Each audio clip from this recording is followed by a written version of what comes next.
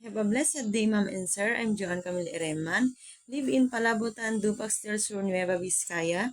I am 31 years old. I finished high school graduate. I have 3 children. My father is a bedridden. My mother is a housekeeper. I have 1 sister and 1 brother. I am the second siblings. I work here in Philippines as a domestic helper since 2017 until 2022. I serve 3 members of family, one 49 years old mother, and 2 teenager high school.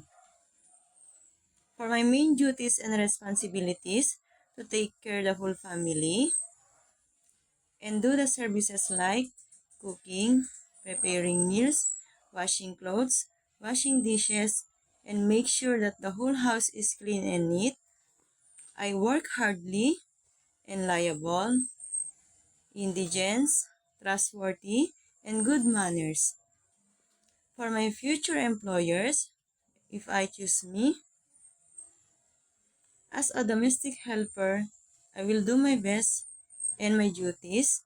I promise to follow the rules and regulation and to finish my signed contract application for my better future of my family.